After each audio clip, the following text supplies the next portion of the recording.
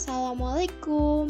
Halo, kami dari kelompok 6 ingin membahas materi pemanfaatan berbagai sumber belajar dan pembelajaran. Kami beranggotakan Dimas Wahyu Pratama, Yohanti Lela Isnaini, dan Rifki Ferial Kafi. Pengertian sumber belajar.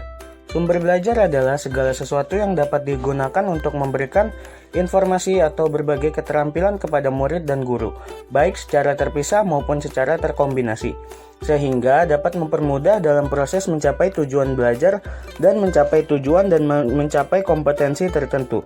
Sumber belajar yang sengaja direncanakan sebagai komponen sistem instruksional untuk memberikan fasilitas belajar yang terarah atau bersifat formal. Sumber belajar yang dimanfaatkan yakni sumber belajar yang tidak didesain secara khusus untuk keperluan pembelajaran, namun dapat ditemukan, diaplikasikan, dan dimanfaatkan proses belajar. Salah satunya adalah media sosial. Pengertian sumber belajar menurut para ahli. Menurut Edgar Dale, sumber belajar ialah segala sesuatu yang dapat dimanfaatkan untuk memfasilitasi belajar seseorang. Sedangkan Yusuf Handi Miarso, sumber belajar ialah segala sesuatu yang meliputi pesan, orang, bahan, alat, teknik, dan lingkungan, baik secara tersendiri maupun terkombinasi, dapat memungkinkan terjadinya belajar. Dan menurut Rohani, sumber belajar ialah segala macam sumber yang ada di luar diri seseorang yang memungkinkan terjadinya proses belajar.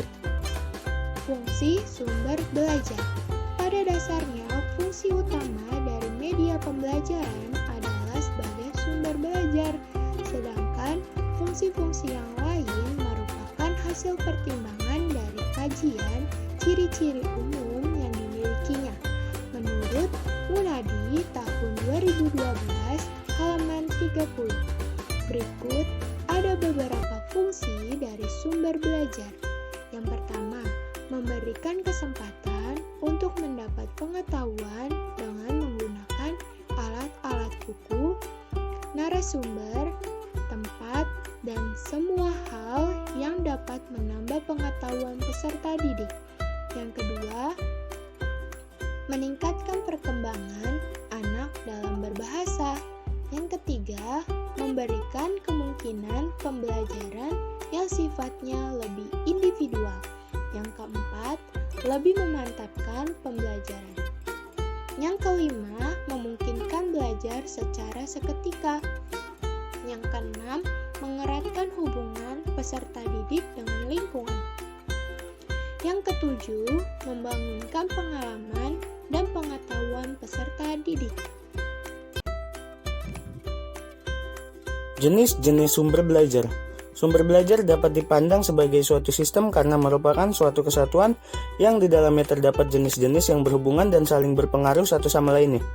Jenis sumber belajar yang bisa dipergunakan ialah 1. Pesan atau message. Pesan adalah bahan ajar yang menggabungkan pesan resmi dan tidak resmi. Pesan resmi adalah komunikasi yang disampaikan secara lisan atau dalam bentuk dokumen, seperti peraturan pemerintah, kurikulum, silabus, bahan pelajaran, dan sebagainya yang dikeluarkan oleh badan resmi atau pesan yang disampaikan oleh guru dalam situasi pembelajaran.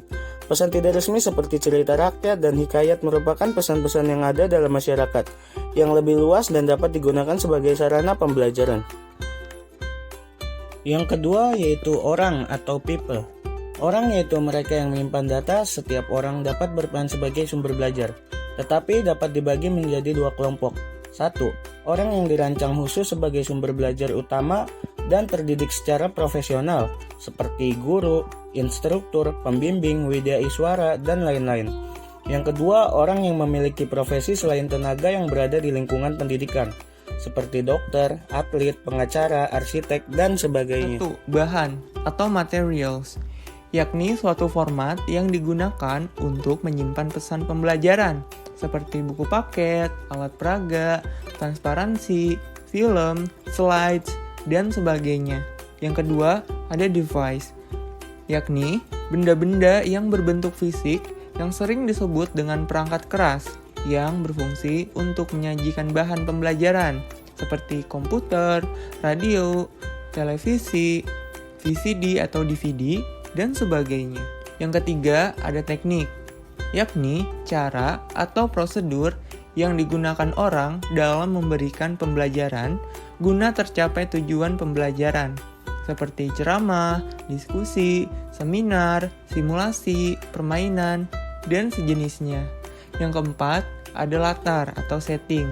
Latar, yakni lingkungan yang berada di dalam sekolah maupun yang berada di luar sekolah, baik yang sengaja dirancang ataupun yang tidak secara khusus disiapkan untuk pembelajaran, seperti ruang kelas, studio, perpustakaan, aula, kebun, pasar, toko, museum, kantor, dan sebagainya. Pemanfaatan sumber belajar.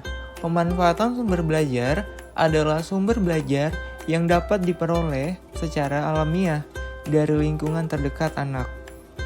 Sumber belajar yang terdiri atas bermacam-macam alat belajar, seperti alat peraga, alat permainan, buku pegangan, peralatan seni, model-model bagian tubuh, dan banyak lagi yang dapat dikumpulkan dan ditaruh di sesuatu tempat atau ruang.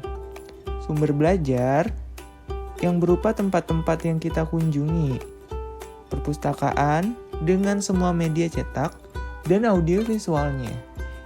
Yang tidak boleh kita lupakan adalah para sumber belajar dari berbagai ilmu. Manfaat sumber belajar antara lain: 1. Memberikan pengalaman belajar secara langsung dan konkret kepada peserta didik. Yang kedua, dapat menyajikan sesuatu yang tidak mungkin diadakan, dikunjungi, atau dilihat secara langsung dan konkret. Yang ketiga, mendorong terjadinya pemusatan perhatian terhadap topik, sehingga membuat peserta didik menggali lebih banyak informasi dan menghasilkan hasil belajar yang lebih unggul. Yang keempat, dapat menambah dan memperluas cakrawala sajian yang ada di dalam kelas. Yang kelima, dapat memberi informasi yang akurat dan terbaru. Yang keenam, dapat meningkatkan keterampilan berpikir, seperti keterampilan dalam memecahkan persoalan. Demikian video pembelajaran dari kelompok 6. Terima kasih atas perhatiannya. Wassalamualaikum warahmatullahi wabarakatuh.